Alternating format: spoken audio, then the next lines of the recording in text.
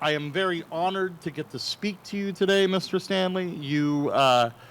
You can call me the kid. The kid, wonderful. The sci-fi kid. You haven't aged a day since Creature Features. That's not the way Joe Stalin tells it. So I want to talk about 33 years with the San Francisco Chronicle. Let's start there. Throughout 3 decades, and we're talking the 60s, the 70s, the 80s, as far as the Bay Area and all of the culture that came out of the 60s, 70s, and 80s. I want to go back to those days with you and talk about the interviews and the process of meeting these celebrities to interview. You told me a little at the table that people started calling you because you got popular enough, but at the beginning, what was that like for you? Well, at the very beginning, most of my early stories were about North Beach and the nightclub business, because the topless movement was on at that time. Remember the topless movement?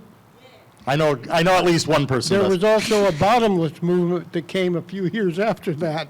That was when I came to the Bay Area. I was part of the bottomless movement. I see. That explains everything. Yep. But so you were reporting on the topless movement and the nightclub scene. Well, that was the beginning, the start.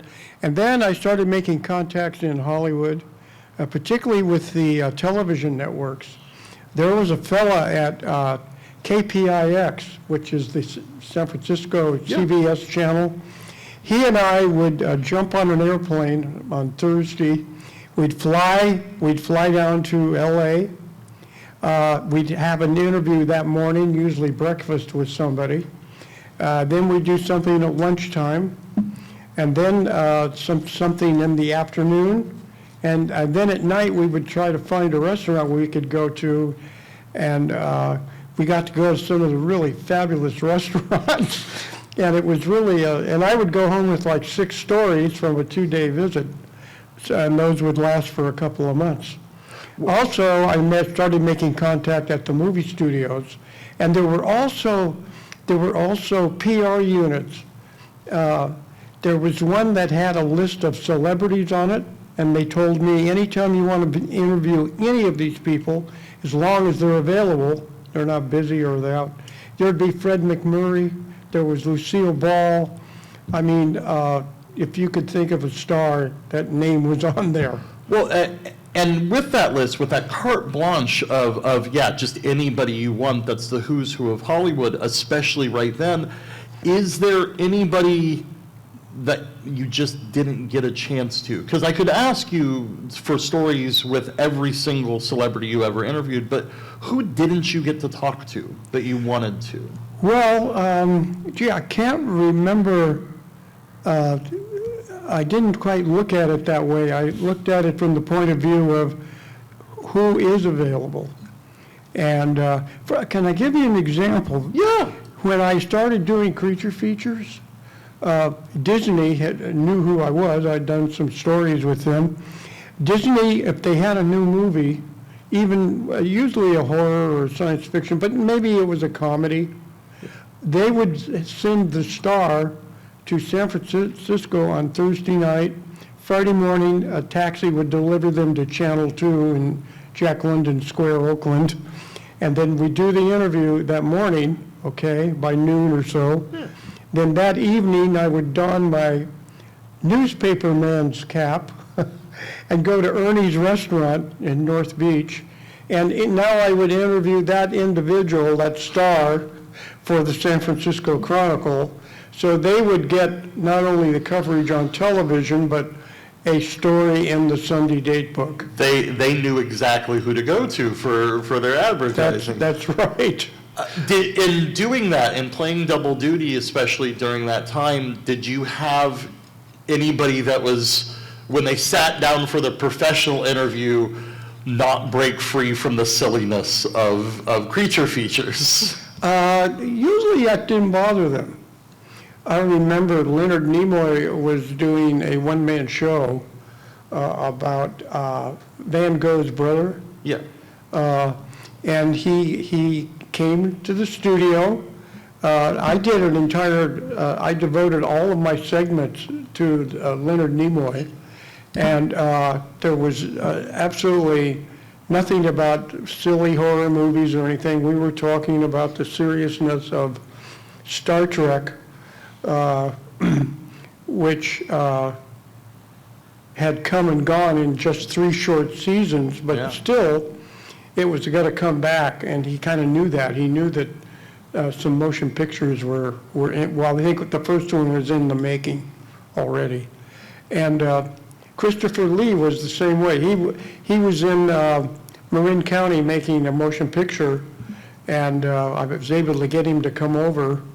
And Christopher Lee was very serious about his horror films in England with Hammer and so on. Oh, yeah. That was all very serious stuff with him. So when you get these people and you get them on Creature Features and they get to play or they get to talk with you about their films there, was there, I know you have a story about Christopher Lee almost walking out on you, is that correct? It was Leonard Nimoy. Oh, okay. Okay, here's what happened. The word spread from my previous shows that Leonard was going to be here, that about a dozen fans showed up that morning and were standing out in front of the television station at the front door. And I hadn't taken them inside yet as they gathered. And Leonard's limousine pulled up, and suddenly, instead of him getting out and coming through the door, it backed up and went around to the back, to the delivery area. And he came through the back door, and my wife, Erica, was my producer. She was the one who more or less greeted any guests we had coming in of the morning of our shooting. And he found her and he said, "Hey, if you don't get rid of those people out in the front, I ain't gonna do this show." He was pissed off about one particular woman who was coming to each of his one-man shows and sitting in the front row. She'd get a front row ticket. And I guess she would sit there and maybe say things or look a certain way, I'm not sure. But he says, if you don't get rid of her, no show. So I went out and I explained to the group, I'm sorry, but we can't let you in to see today's episode. So most of them were up, but there were 2 guys I knew. I said, don't leave yet, come on, I'll get you inside. And I got those 2 guys inside. It's good to know the one in charge. And Leonard did the show, no problems. Wonderful. Yeah. So you meet Bob Wilkins at the Chronicle, correct? I didn't meet Bob Wilkins. I saw him on television when he was in Sacramento on KCRA.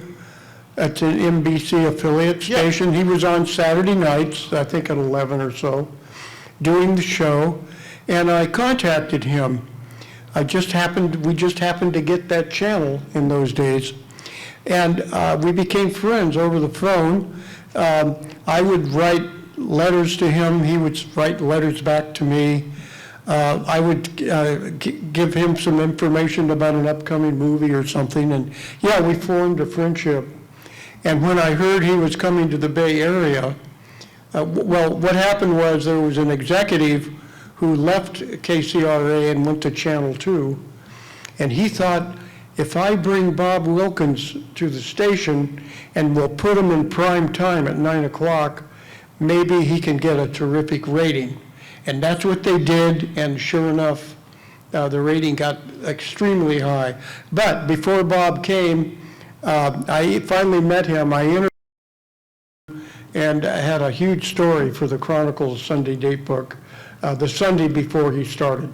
Right before he started? Yeah. Wonderful. Yeah. So when Bob starts with Creature Features, when he announces that he's going to be leaving, you did not get just offered. You had to go into an audition process, correct? What happened was I got a phone call on Christmas Eve, 1978, from Judith Morgan Jennings. She was the PR director at Channel 2, and she had gone to the Christmas party a few nights before and overheard two executives talking that John Stanley is going to be the replacement for Bob Wilkins. So she called me to let me know. What were you doing when you hear about this at a... I was enjoying Christmas Eve at home, can you imagine? Well, that's a hell of a Christmas present for you. It sure was. And yes, I did an audition tape. I had a friend who was my cameraman, and we went around and shot some comedy material, and we edited together an opening for my for my screen test. For the screen test? Yeah, yeah. And they liked it very much, and, you know, I got the job. Good. Now, you also have been inducted, you were one of the first inductees, I believe, in the Horror Host Hall of Fame. Is that correct? I was at San Francisco State University. I'm in the Hall of Fame there because I went there for my degree, college degree. But I don't know of any Creature Features Hall of Fame. Oh. I'm sorry, I don't.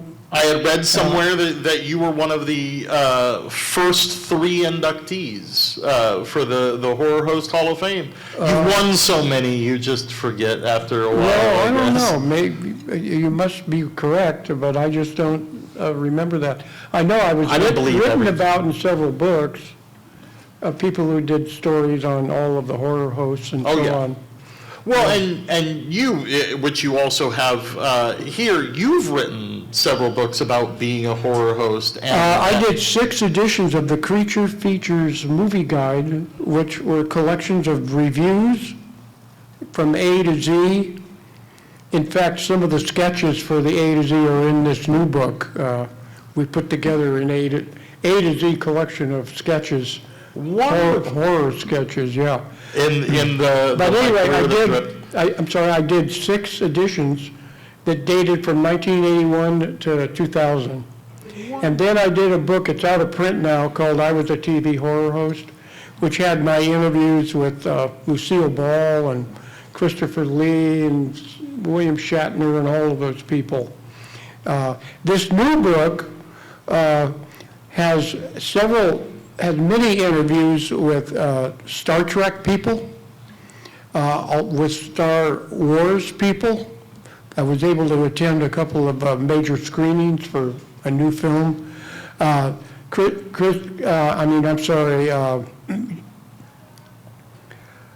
so many in here, it's hard for me to remember. But Stephen King, Christopher Reeve, who played Superman, remember? Just 2 years before he fell off his horse, I was able to interview him. I have a wonderful piece that he gave me. The guy was very philosophical, really a wonderful guy to sit down and interview. But it's just full of interviews of Stan Lee and Chris Carter, who did the X-Files series. Yeah. It's got 780 photographs, 70 or 80 sketches, so it's very visual. As you're reading my stories, it's like you're in the room with us or wherever we are. That is... and it's in a present tense. That's exactly what I'd want out of that. Yeah. I want to be that fly on the wall getting to see you talking to Shatner. Give me a swatter, would you please? Just get him out of here. Is there anybody that you interviewed over your storied career that stands out as a surprise to you, that you did not expect them to be either that joyful or that serious, or however they approach? Well, Lucille Ball was the big surprise, because I didn't have any way to contact anybody, although she was associated with CBS because she was making some short films that were going to be played, special one-shot films in 1975.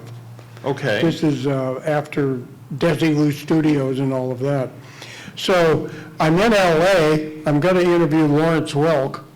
I'm leaving my hotel room and the phone rings, and it's my friend from CBS, come to this address in Beverly Hills at 5 o'clock tonight.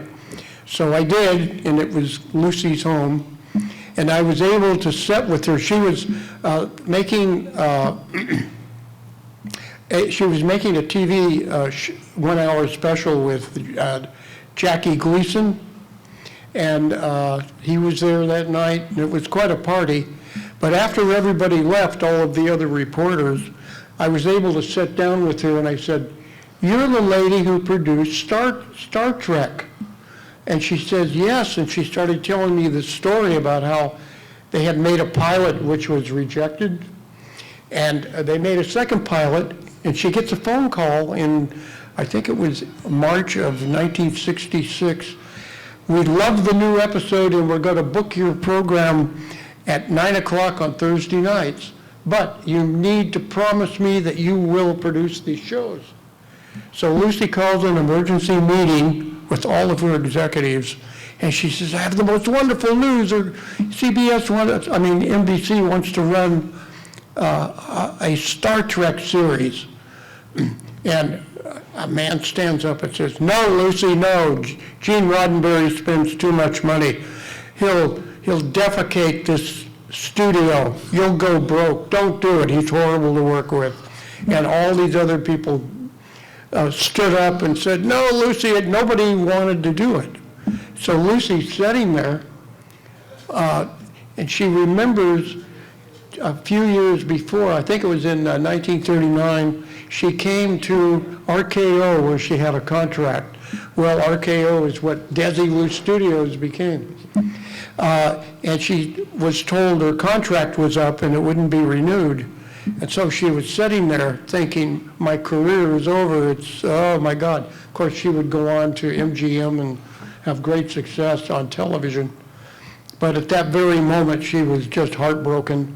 And she remembered that moment and she said, "I just couldn't pick up the phone and tell NBC, no, we can't do it. So I picked up the phone and said, yes, we can do it and we will do it." And the rest is history. That is amazing. 3 seasons of Star Trek, yeah. That is amazing that you got to hear that story. I got that story from Lucy, and I never dreamed I would ever even get to meet her, Yeah. Yeah. Now, beyond interviews, beyond creature features, you have you mentioned one book that you have. I was a TV horror host that's out of print. Out of print. You have another book that is out of print that I wanted to talk to you about called Bogart 48. Oh my God. Yeah. When I was 16, I wrote my first novel, and I really had this urge in my early years to write fiction. And I was able to write a novel called Napalm Sunday, which they changed the title to World War III. It was a paperback put out by New York. And it was very successful. In fact, there was even a British edition of that. Also did an adaptation of a movie about Evel Knievel, the stuntman. Yeah. And then a man who I made Nightmare in Blood with, that's a feature film that was released in 1979. I co-made that film with Ken Davis. Ken Davis, yeah. He was an artist who worked at the Chronicle. That's where we met. And so we wrote a book called Bogart 48. It's set in Hollywood, and it's about the career of Humphrey Bogart and what is happening to him that particular year, just prior to the Academy Awards, because a friend of Bogart's is murdered, so he and Peter Lorre get together and decide we've got to find out who did this. And one clue leads to another, and they discover that somebody might be planning to blow up the Academy Awards on Oscar night. And so that's more or less the basis of the book, and it's full of, yes, fictional characters, but it also had real-life characters in it, such as John Huston, the director, Marilyn Monroe is a character in the book, and several others whom you meet for a short time. Bogart is pursuing something, You typically, with this, and then also you mentioned the feature film Nightmare in Blood, both of which I want to talk to, both of which take what is now referred to as a meta approach to the source material, such as having Bogart trying to solve a crime. Yeah. And then in Nightmare in Blood, the entire thing takes place at a convention. Can you talk about... and it was filmed at the Fox Theater in downtown Oakland. Yeah, we had the theater for 3 weeks, and we were filming in different places within there. It was a great location. And anyway, it focused on the committee that's putting on this convention, and the horror star Malachi, he makes horror movies in Hollywood. He arrives at the theater in a coffin, and the coffin's taken into the lobby. The lid is opened up, and out steps Malachi, who's dressed as the vampire character. And he has 2 PR men with him, and those are the 3 bad guys in the movie. And I wanted to deal a little bit with comic books. In the early 50s, comic books were attacked by the political parties of America. You might remember there was, Estes Kefauver had a committee investigating comic books because it led to that seduction of the innocent by Frederick Wortham. It was a very popular magazine, book at the time, claiming that current horror comics and crime comics were destroying the minds of young America.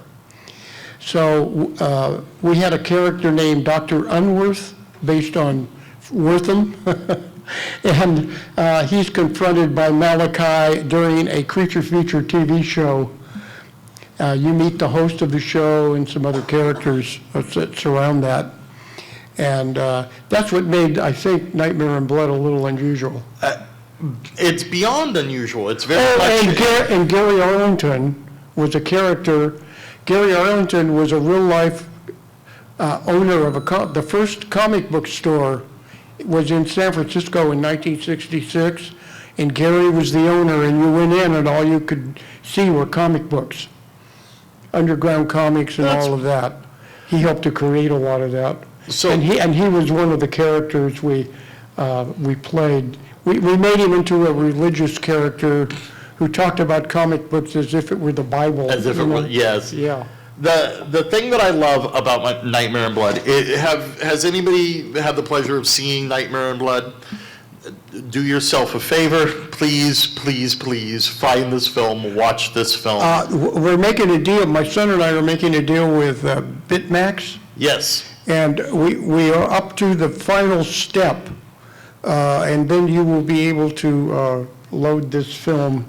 Rent it on Amazon, hopefully, or you were talking about maybe Apple TV might be Bitmax and as well. several other places where you can get the film. So hopefully by next version. Halloween, they remastered the file, correct? Yes. It is an amazing look at horror conventions of the time. It is an amazing look at the idea of a fan of horror itself being the villain.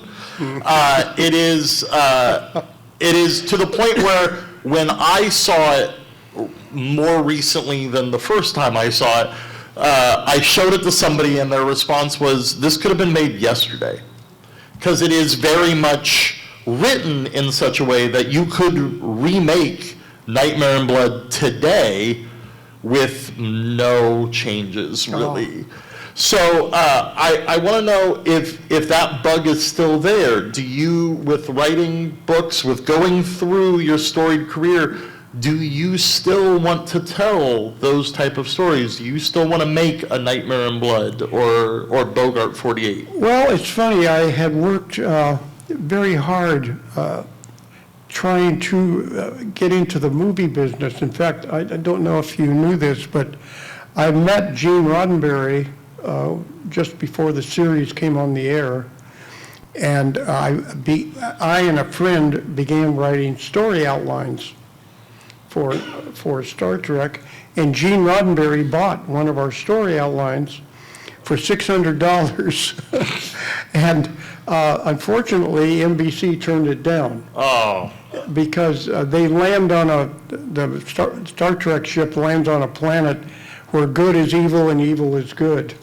Everything is switched around. Yeah. And for some reason, NBC didn't want to do that. So we continued to write stories, and then in early 1969, when the third season was almost coming to an end, I got a phone call from our literary agent in Hollywood. He said, John, it wasn't Roddenberry, because he had stepped down. I forget the name of it. Does anybody remember the name of the third season?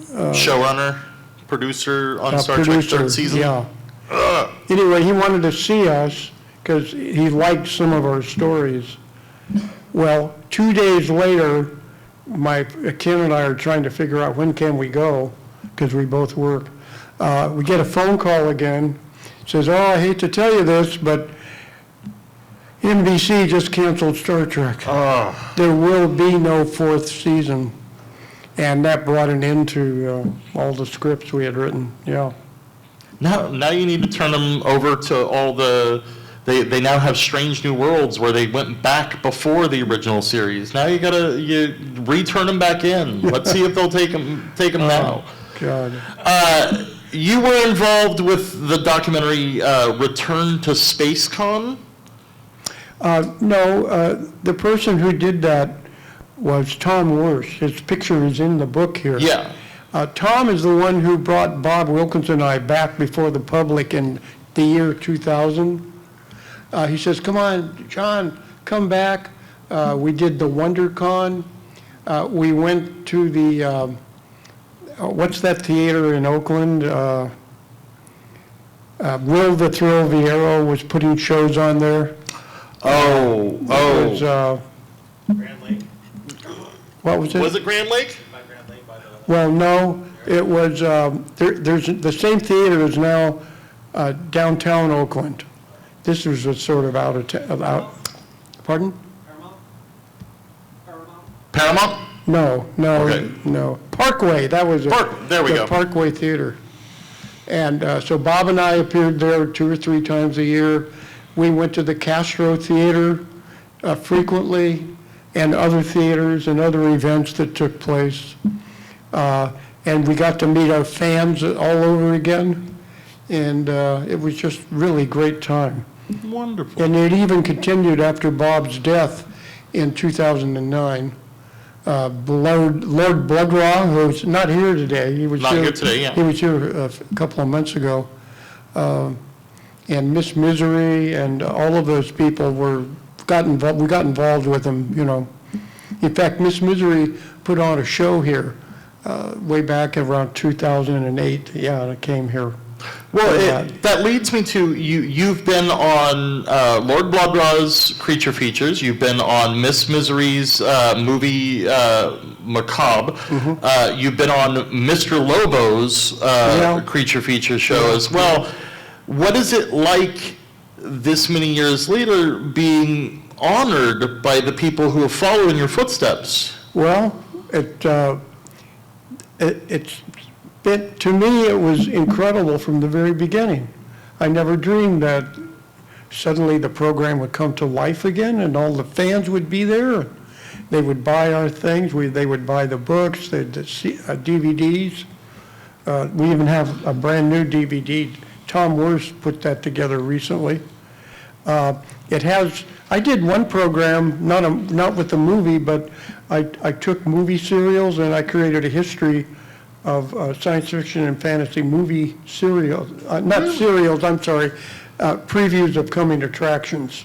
Oh, trailer, yeah. So you have a whole hour and a half program, starting in the 30s and the 40s and the 50s, Oh, that's tracing the wonderful. history of how Hollywood developed its how they previews of coming attractions. how they came up with how to advertise that. That's amazing. I love that. Yeah. Let's go ahead and open it up to some questions from the audience right over here.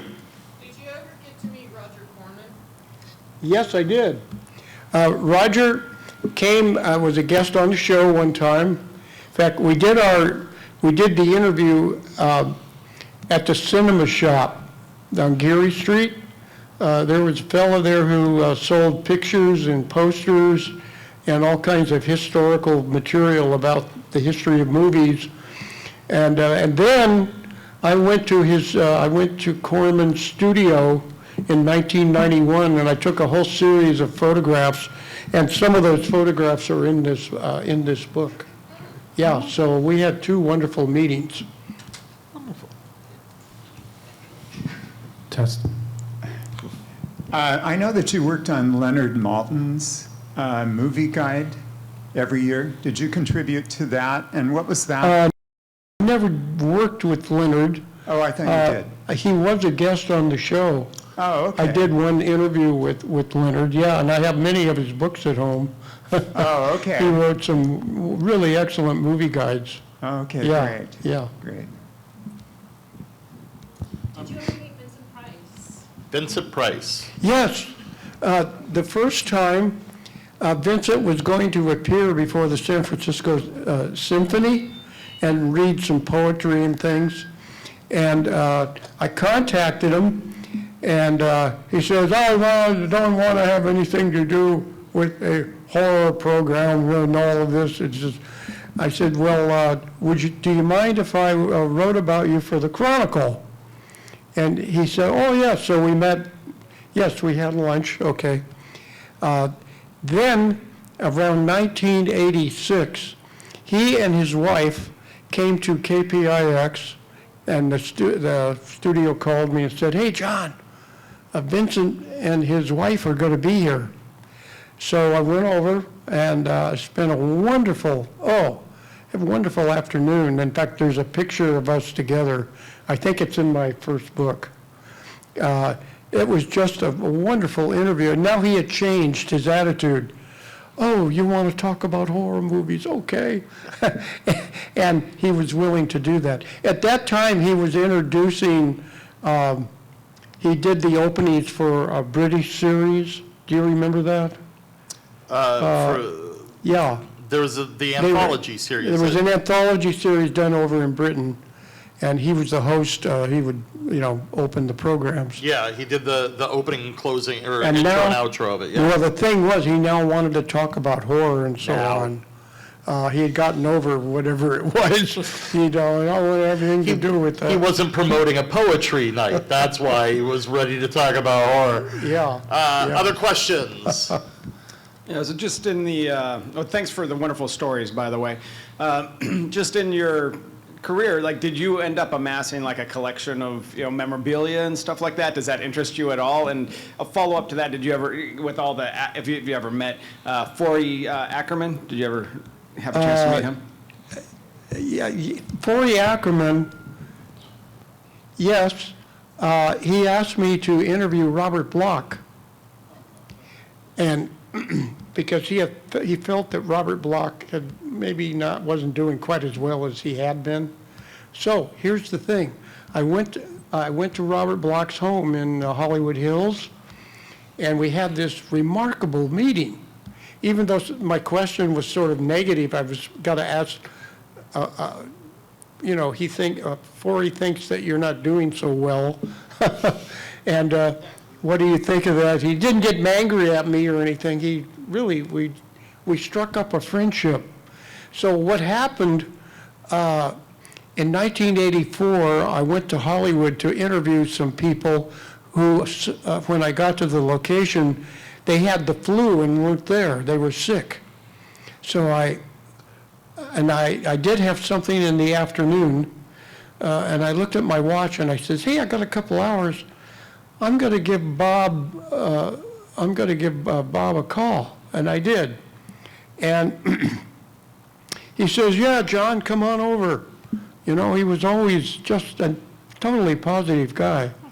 So I got the Blochs home, And I said, hey, I have a collection of bound paper, pulp magazines at home, Fantastic Adventures. And I had bought these from a store window in San Francisco. Someone had bound all these issues for years, had this big collection. And I said, I have a collection of all the stories you did about Lefty Feep. He's a racetrack tout, and he always gets involved with some kind of fantasy thing, but it's in a tongue-in-cheek comedy fashion. So I said, I have all of these stories. I'd like to put an edition together. So he said, that would be fine. I would be glad to do it with you. In fact, I'll write a new story for you. So this book has 8 of the old stories and 1 brand new story he did. Plus, I did a long interview, or a long piece, kind of tongue-in-cheek, but because Bob was tongue-in-cheek, he loved puns and plays on words and things. So I did a piece about him in here. I only have 30 or 40 of these left. The rest have been sold over the years. But you can get this for just $10. I have 3 copies here, if anybody is interested. Yeah. Any other questions? Right over here. Well, I was just going to kind of interject here that I once had lunch with Forey Ackerman, and he actually tried to sell one of my stories for me, but he was that kind of person. He was so supportive of people in the industry and people that were down on their luck. He was really a great guy. My other question to you is, I think that Ray Bradbury is one of your favorite Oh, authors. my God, yes. And I went to his office in Beverly Hills in I think it was 69, and I spent 3 hours with him. And we established a friendship. And he came on Creature Features twice. And, I got to share this story with you. Something Wicked, This Way Comes was a Disney film, I think in 1980 or 81. I think it was 81. 81. And he came to San Francisco, and I was able to go to the Fairmont Hotel and do a sit-down interview with him at the hotel. And then he said, hey, John, can you join me for dinner? And I said, yeah, okay. And we arranged to meet for dinner at a restaurant across the street from the Fairmont Hotel on California Street. Well, we went up there, and his wife was with him, and I had my wife with me. And his wife has the menu, the wine menu, and she sets it down in front of Ray and says, Ray, you're going to order this bottle. And Ray looks at it and says, but honey, that's $100 for that bottle. You're going to order that bottle for dinner. So he did, and we had this wonderful wine for dinner, okay? Now dinner's over. She gets the menu again, puts it in front of Ray. Ray, you're going to order another one. And so for our dessert, we had a second bottle. I'll never forget that. Eric and I kind of assumed maybe the wife was angry at Walt Disney about something Walt Disney was producing the movie. Yeah. So she was going to get all that she could out of the dinner. Get every single drop of wine out of that bottle. One time I'm walking down Powell Street. I'm getting close to where the cable car turns around, you know, and there's a hotel there. And as I'm walking up to it, there's somebody standing against the wall. And as I get closer, I say, he looks familiar. And as I stepped up, my God, it was Ray Bradbury. He was waiting for a car to pick him up and take him to San Francisco State, where he was going to give us a lecture of some kind. Anyway, he said, John, hi. He saw me coming. That was the last time I saw him. And that was something you never forget, you know, a chance meeting out on a street, yeah. Over the years, I know you have probably had dozens of people share stories with you about what creatures' features have meant to them. Unfortunately, at the time that you were filming, I was too young to be allowed to watch Creature Features. My older brother watched it, and one night he convinced me to stay up late with him to watch it. Here's the problem. I turn on the TV, and there you are, running through a cemetery, being chased by Angus Scrimm, the tall man from Phantasm. I had never seen the Phantasm film at that point. All I know is my brother told me to stay up late, and this giant scary man is chasing you through a cemetery. I had nightmares for weeks and never could watch your show again.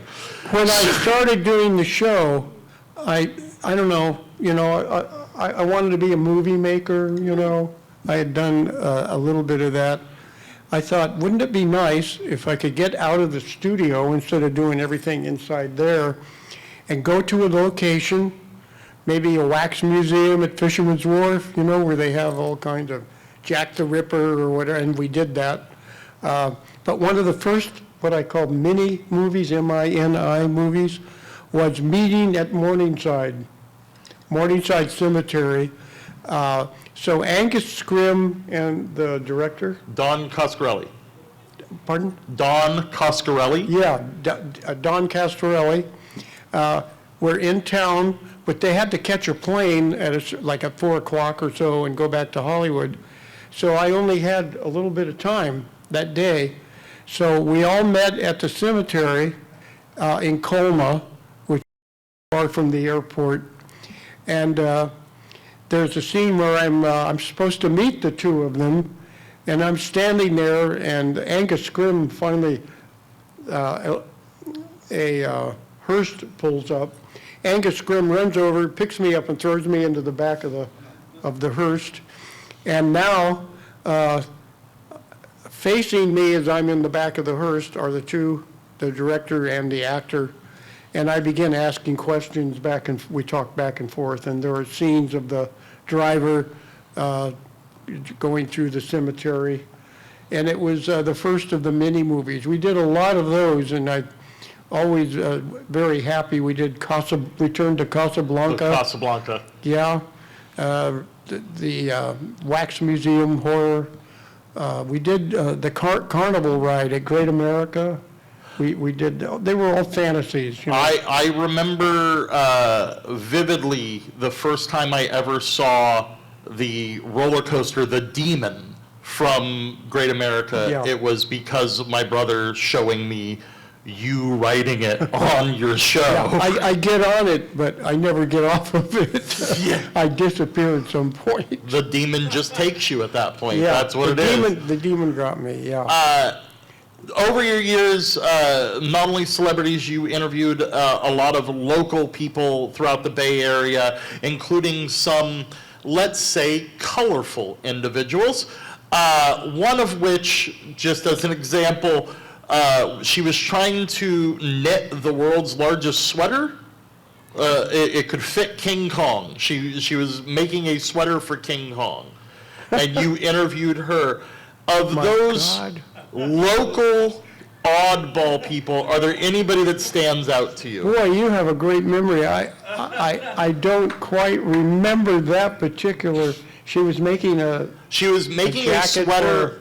She was knitting a Christmas sweater for King Kong. for King Kong. Wow. And it was like she was going for the world's largest sweater. I'm sorry, I can't remember that. But do you remember the lady who came with pies? There was a pie party going on somewhere, people bringing pies. Well, she brought these pies in, and as I'm sitting there, she picks one up and throws it into my face. Honest to God, she actually did She that. just threw it right in your face without warning you. That's. Yes. I love local people. Yeah, You gotta love that. that was unforgettable. I think we have room for one more question if anybody has one. If not, we're going to all give a round of applause for the amazing storytelling of John Stanley. Thank you. Hey. Please support him. Go back over to his table.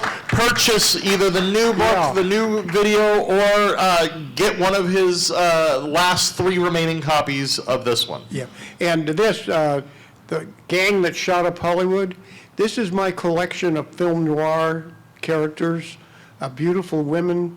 There's several stories, interviews I did with them. Eddie Muller, I don't know if you know Eddie, he does Noir Alley on Turner Classic Movies every Saturday night. I did a documentary about him, and I have some copies at my desk. Wonderful. Yeah, yeah. And there's this interview with him in here. There's also the Mitchum brothers. Did you know that I published a book by John Mitchum called Them Henri Mitchum Boys? Really? And it's the history of both brothers.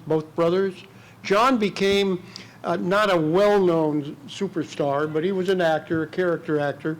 He very good playing music. He was a great guitar player and writing songs and things. And he did a book, or he did a poem for John Wayne, Why I Love America. Oh. He was quite a character. He was an alcoholic. He was difficult to deal with. But I did the book. We had 365 photographs in the book, movies, actors, family pictures. We covered everything that we could. And unfortunately, the book's been long out of print. But his daughter, Cindy is in the process now of republishing the book. Oh, wonderful. And I think it might be through Bear Manor Media. That's a publisher that specializes in books about Hollywood, movies, television, entertainment. Yeah. Well, And hopefully that'll be out again it soon. looks like it might be. And I found most of the photographs, the original photographs. So if she wants to lay the book out in a similar way, she would be able to do that. She can do it that way. Yeah. Please, once again, head over to John Stanley's table. Go ahead and get his autograph. Get his books. Let's hear it again. Thank you again, Mr. Thank you. Stanley. Hey. Thank you.